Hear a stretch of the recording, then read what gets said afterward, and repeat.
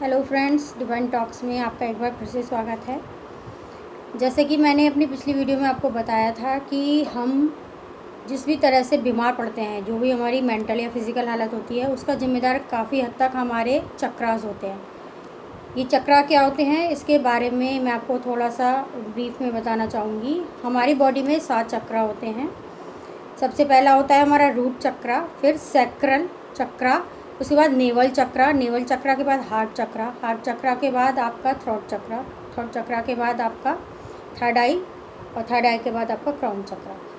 ये 7 चक्रा से हमारी पूरी बॉडी कवर होती है। और जो भी हमारी लाइफ में है इस वक्त सिनेरियो, मेंटली और फिज़िकली, वो डिपेंड करता है इन चक्रा की बैलेंसिंग के ऊपर। अगर ये चक्रा बैलेंस हैं तो हमारा लाइफ उस फील्ड में बिल्कुल सही होगी, हम अच्छे से ग्रो कर रहे होंगे, हेल्थ वाइज भी और मेंटली भी और फाइनेंशियली भी। और अगर हमारा चक्रास ब्लॉक हैं तो हमें कहीं ना कहीं चैलेंज से जूझना ही पड़ेगा। तो ये बहुत ही एक वाइड पूरा एक फील्ड है, जिसको हमें एक एक करके मैं आपके लिए लेकर आऊँगी और आपको एक एक करके इसके बारे में हम पूरा बताएंगे। तो आज हम थोड़ा सा जानते हैं रूट चक्रा के बारे में। सबसे पहले जानते हैं रूट चक्रा होता कहाँ है। रूट चक्रा जो है वो हमारा बेस होता है, मतलब जो हम आलती पलती मार के बैठते हैं तो जो एरिया हमारा ज़मीन को टच करता है तो वो हमारा रूट चक्रा होता है, यानी हमारा बेस। रूट चक्रा क्या होता है, हमारा बेस होता है। इसकी लोकेशन होती है हमारा एनस और हमारे जेनिटल ऑर्गन के जस्ट बीच में। तो वो एरिया हमारा, जब हम आलती पलती मार कर बैठते हैं या सुखासन में बैठते हैं, तो वो चक्र हमारा अर्थ को टच करता है। अब रूट चक्र के बारे में जानते हैं कि रूट चक्र आखिर किस लिए होता है और हमें क्या क्या देता है। देखिए, रूट चक्र से हमारे अंदर सिक्योरिटी की भावना आती है। वो हमें सेफ्टी देता है क्योंकि हम अपनी मदर अर्थ से जुड़े हुए हैं। सर्वाइवल की हमारे अंदर एक टेंडेंसी आती है।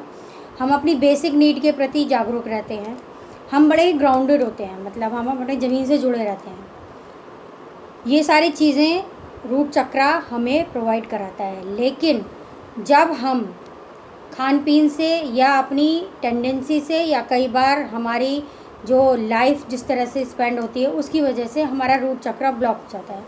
और अगर ये रूट चक्रा ब्लॉक होता है तो फिर क्या क्या चीज़ें आती हैं ये हम जानते हैं।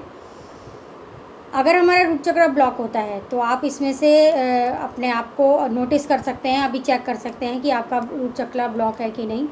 अगर आपके अंदर एक्सेसिव नेगेटिविटी है, मतलब हर चीज़ को आप बड़ी नेगेटिव वे में ले जाते हैं बड़ी इजीली, तो इसका मतलब यह है कि आपका रूट चक्र ब्लॉक हो सकता है। अगर आपके अंदर ईटिंग डिसऑर्डर है, आपको कंट्रोल नहीं है खाने के ऊपर, अगर कहीं ना कहीं ग्रीड है, इल्यूज़न रहता है आप लोगों के अंदर, इनसिक्योरिटी की भावना है, और हमेशा आप सर्वाइवल मोड में रहते हैं कि मतलब अगर मैं नहीं कुछ कर पाया तो हम खाना पीना भी नहीं खा पाएंगे, मेरी रोजी रोटी नहीं चलेगी, हमेशा एक इनसिक्योरिटी रहती है अपनी लाइफ को लेकर।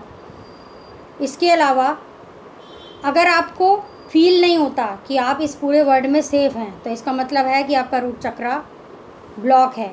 कहीं ना कहीं आपके अंदर फियर है, एंग्जाइटी है। अगर कुछ सेक्सुअल बिहेवियर हैं जो नेगेटिव हैं या जो नॉर्मल नहीं है, तो इसका मतलब भी यह है कि आपका रूट चक्र ब्लॉक है। अगर इनफर्टिलिटी की प्रॉब्लम आ रही है आपको लाइफ में, तो यह भी यही दर्शाता है कि आपका रूट चक्र कहीं ना कहीं ब्लॉक है।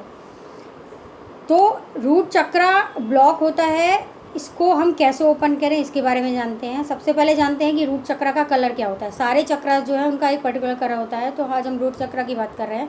रूट चक्र का कलर होता है रेड कलर।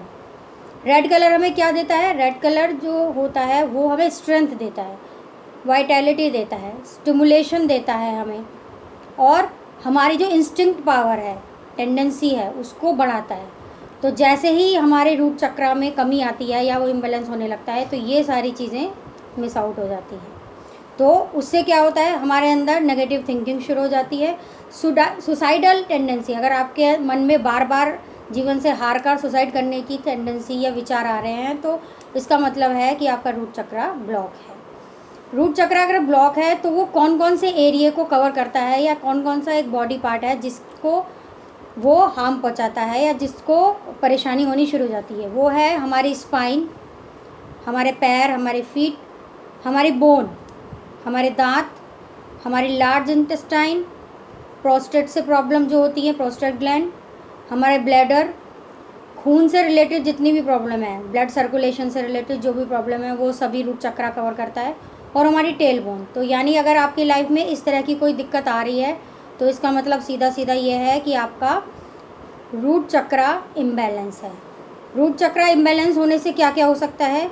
एनीमिया हो सकता है, आपको खून की कमी हो सकती है, थकावट हो सकती है, आपको आपकी पीठ की निचले हिस्से में आपके दर्द रह सकता है, साइटिका, ये सारे पेन इसी वजह से आते हैं।